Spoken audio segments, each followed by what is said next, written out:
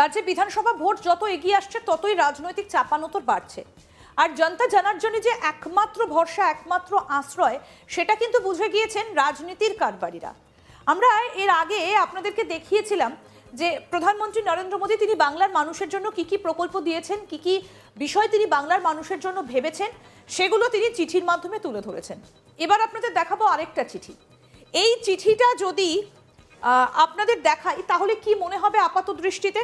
দেখুন, এটা তো মনে হবে যে বিজেপির লেখা একটা চিঠি, বিজেপির প্যাডে লেখা একটা চিঠি।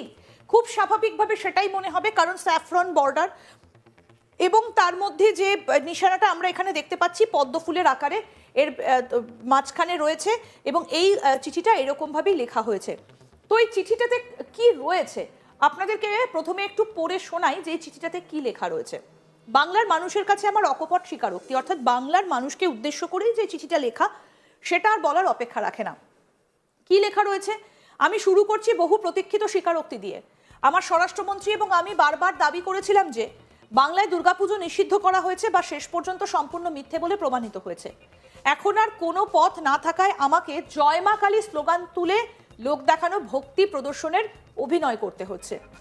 আমি বাংলার সেই সুগভীর সামাজিক ও ধর্মীয় ঐতিহ্যের প্রশংসা করার ভান করছি, যা সত্যি বলতে আমি কখনো বুঝে উঠতে পারিনি।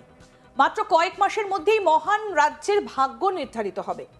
আগামী প্রজন্ম কোন পথে হাঁটবে তা নির্ভর করছে আপনাদের বিচক্ষণ এবং দৃঢ় সিদ্ধান্তের ওপর। তাই আমি বাধ্য হয়ে একগুচ্ছ স্বীকারোক্তির মাধ্যমে নিজের আসল রূপ সকলের সামনে তুলে ধরছি। প্রথমেই স্বীকার করছি, বাংলার উন্নয়নের গতির সঙ্গে তাল মেলাতে না পেরে আমি উদ্দেশ্য প্রণোদিতভাবে রাজ্যের প্রাপ্য প্রায় 2 লক্ষ কোটি টাকার কেন্দ্রীয় তহবিল আটকে দিয়েছি।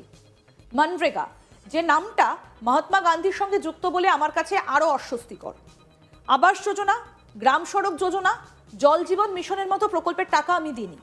এর মাধ্যমে আমি নিষ্ঠুরভাবে শ্রমিকদের মজুরি, পরিবারগুলোর মাথার ওপরের ছাদ, গ্রামের রাস্তা এবং লক্ষ লক্ষ মানুষের পরিশ্রুত পানীয় জল কেড়ে নিয়েছি। এগুলি আসলে আমারই পরিকল্পিত বঞ্চনা, যা বাংলার সাধারণ মানুষের জীবনে চরম দুর্ভোগ ডেকে এনেছে। এটাও স্বীকার করছি, আমার নীতিগুলো সামগ্রিকভাবে দেশের মানুষের আশা আকাঙ্ক্ষা পূরণে ব্যর্থ হয়েছে। আমি সেই সব মহিলাদের সাথে বিশ্বাসঘাতকতা করেছি যাদের নিরাপত্তা বিঘ্নিত হয়েছে, সেই সব কৃষকদের স্বার্থ ক্ষুণ্ণ করেছি যাদের ভবিষ্যৎ আমি বিদেশি শক্তির কাছে বন্ধক দিয়েছি। কর্মসংস্থানহীন যুব সমাজ এবং আমার সাম্প্রদায়িক রাজনীতির শিকার হওয়া প্রান্তিক মানুষের সঙ্গেও আমি প্রতারণা করেছি। কিন্তু বাংলা এক উজ্জ্বল ব্যতিক্রম। আপনাদের স্বনির্ভর বাংলা আমার মনে তীব্র ক্ষোভ ও হিংসার জন্ম দেয়। আর কোনো উপায় না পেয়ে আমি আমার দলের শাসন চলা রাজ্যগুলোতে বাঙালিদের নিশানা করা শুরু করেছি। বাঙালি ও বাংলাদেশের মধ্যে থাকা পার্থক্যকে সচেতনভাবে মুছে দিয়ে মাতৃভাষার ভিত্তিতে মানুষের পরিচয় নির্ধারণ করে এবং তাদের আটক, দেশান্তর ও শারীরিক নির্যাতন করেছি, এমনকি মৃত্যুর পথেও ঠেলে দিয়েছি। এই অবজ্ঞা আসলে আপনাদের রাজ্য সম্পর্কে আমার চরম অজ্ঞতা থেকে এসেছে। আমি বঙ্কিমচন্দ্র চট্টোপাধ্যায়কে অত্যন্ত হালকাভাবে বঙ্কিমদা বলে সম্বোধন করার মতো ভুল করেছি। আমার দল স্বামী বিবেকানন্দকে অজ্ঞ বামপন্থী প্রোডাক্ট বলে অপমান করেছে, ঈশ্বরচন্দ্র বিদ্যাসাগরের মূর্তি ভাঙচুর করেছে, রবীন্দ্রনাথ ঠাকুরের গায়ের রং নিয়ে উপহাস করেছে এবং জনগণ মনকে ব্রিটিশদের স্বাগত জানানোর গান বলে বিদ্রূপ করেছে।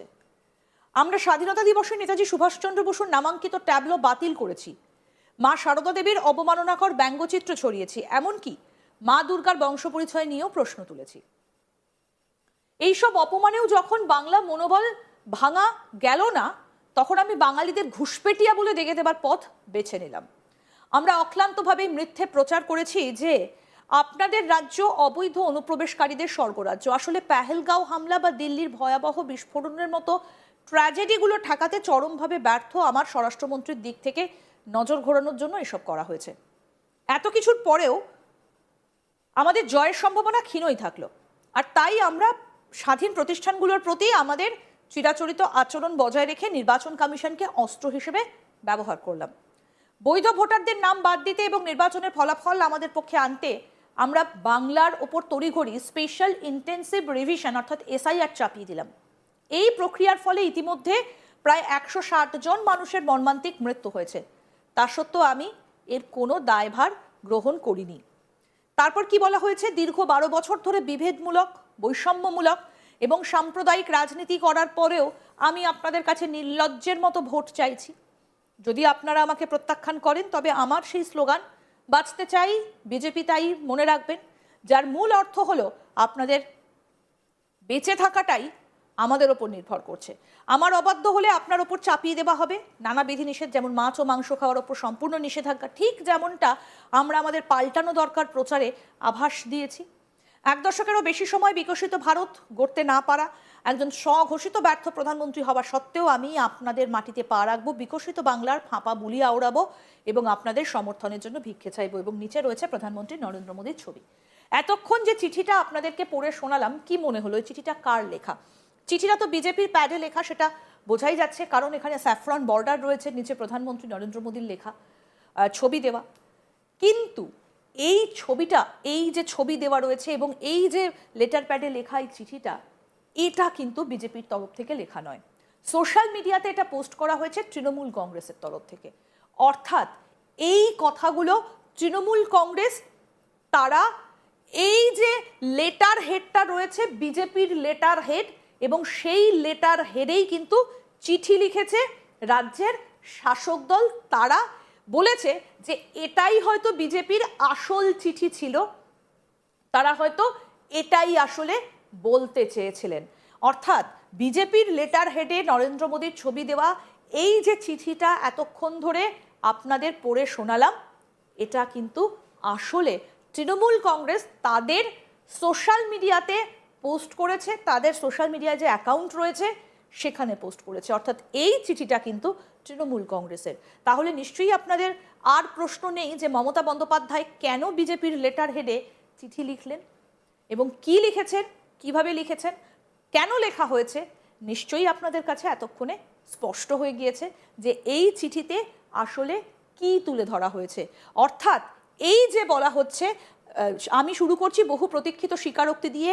আমার স্বরাষ্ট্রমন্ত্রী এবং আমি বারবার দাবি করেছিলাম যে বাংলায় দুর্গাপুজো নিষিদ্ধ করা হয়েছে, যেটা সম্পূর্ণ মিথ্যে। অর্থাৎ যে সমস্ত ইস্যুগুলো বিজেপি বাংলার মানুষের কাছে তুলে ধরার চেষ্টা করেছিল, সেই সবগুলোই যে আসলে ঠিক নয়। বিজেপি যেগুলো দাবি করছে, তৃণমূল কংগ্রেসের তরফ থেকে বলা হয়েছে বিজেপির দাবি করা প্রত্যেকটা জিনিসই বাংলার মানুষকে বোঝানোর জন্য তারা তুলে ধরেছেন। এবং এই যে মনরেগার তহবিল আটকে দেওয়া হয়েছে, আপনারা যদি এই জায়গাগুলো দেখেন যে উদ্দেশ্য প্রণোদিতভাবে কেন্দ্রীয় তহবিল আটকে দিয়েছি, রাজ্যের প্রাপ্য প্রায় 2 লক্ষ কোটি টাকার কেন্দ্রীয় তহবিল, মনরেগা প্রকল্প, শ্রমিকদের মজুরি, পরিবারের মাথার ওপর ছাদ, গ্রামের রাস্তা, লক্ষ লক্ষ মানুষের পরিশ্রুত পানীয় জল, যেগুলো বিজেপি সরকার করেনি বলে তৃণমূল কংগ্রেসের তরফ থেকে দাবি করা হচ্ছে। কারণ বাংলার বাড়ির টাকা এই মুহূর্তে তৃণমূল কংগ্রেস দিচ্ছে, কারণ কেন্দ্রীয় প্রকল্পগুলো বন্ধ রাখা হয়েছে, কেন্দ্রীয় সরকার টাকা দিচ্ছে না। এই সমস্ত কিছুই কিন্তু আসলে এই মোড়কে এইভাবে তৃণমূলের তরফ থেকে তুলে ধরা হচ্ছে বাংলার মানুষের কাছে। অর্থাৎ বিজেপির আঙ্গিকে লিখলেও এই পুরো বিষয়টা কিন্তু, অর্থাৎ এই চিঠিটা কিন্তু তৃণমূল কংগ্রেস তাদের সোশ্যাল মিডিয়া অ্যাকাউন্টে পোস্ট করেছে। এরকম আরও আপডেট পেতে দেখতে থাকুন আজ তাক বাংলা, সাবস্ক্রাইব করুন।